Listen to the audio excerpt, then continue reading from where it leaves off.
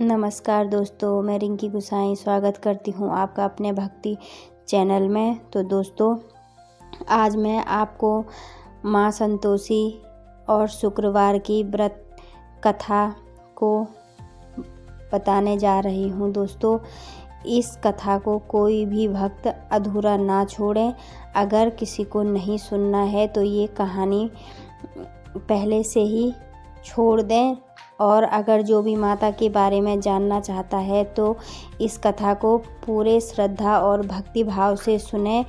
और कथा के अंत में संतोषी माता की जय, संतोषी माता की जय, संतोषी माता की जय 3 बार माता का जयकारा करें। और इसी के साथ मैं माता की कथा को प्रारंभ करती हूँ। एक समय की बात है, एक बूढ़ी माँ के 7 बेटे थे। 6 बेटे कमाते थे और अपनी पत्नियों के साथ सुख से रहते थे, लेकिन सबसे छोटा बेटा बहुत भोला भाला और सीधा था। उसकी शादी एक गरीब, सरल और धर्मपरायण लड़की से हुई थी। घर में सभी लोग उसे तंग करते, उसे अच्छा भोजन नहीं देते और हर समय काम करवाते थे। उसका पति भी अपने भाइयों के साथ बाहर काम करने चला गया, जिससे वह अकेले पड़ गई। बेचारी बहू बहुत दुखी रहती, पर उसने भगवान से प्रार्थना करना नहीं छोड़ा। एक दिन उसने सुना कि संतोषी माता का व्रत करने से दुख दूर होते हैं और मनोकामनाएं पूर्ण होती है। उसने श्रद्धा से माता का व्रत रखना शुरू किया। हर शुक्रवार वह गुड़ और चने का भोग लगाती, कथा सुनती और माता से प्रार्थना करती। वह बहू घर में कितना भी दुख सहती, पर व्रत नहीं छोड़ती। उधर उसके पति को भी अचानक काम मिलने लगा और वह धन कमाने लगा। एक दिन उसे घर की याद आई और वह वापस लौटने की सोचने लगा। माता की कृपा से उसे रास्ते में कोई बाधा नहीं आई और वह सुरक्षित घर पहुंच गया।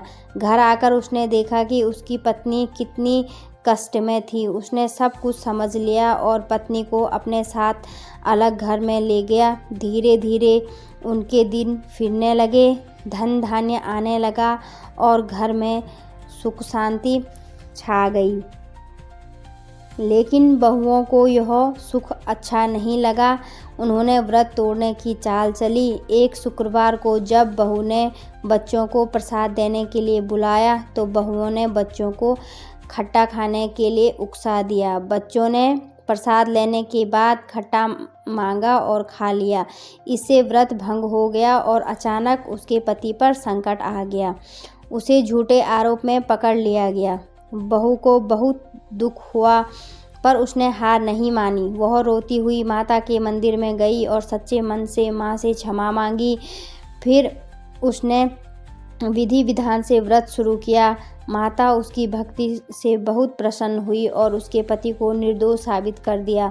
वह सकुशल घर लौट आया, जिसके बाद बहू ने सावधानी से व्रत पूरा किया और उद्यापन किया। माता की कृपा से उसका घर सुख, समृद्धि और संतोष से भर गया। तब से लोग श्रद्धा से संतोषी माता का व्रत करते हैं और विश्वास रखते हैं कि माता अपने भक्तों की हर मनोकामना पूर्ण करती है। जो भी व्यक्ति सच्चे मन से, श्रद्धा और संतोष के साथ माता की पूजा करता है, उसके जीवन के सारे दुख दूर होते हैं और घर में सुख शांति आती है। बोलो संतोषी माता की जय, बोलो संतोषी माता की जय, बोलो संतोषी माता की जय।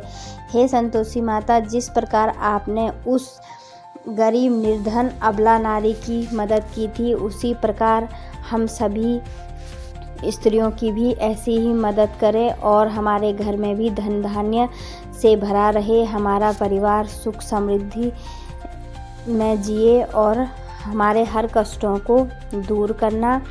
और जो भी भक्त सच्चे मन से जय संतोषी माता लिखे, उसकी हर एक मनोकामना पूर्ण करना।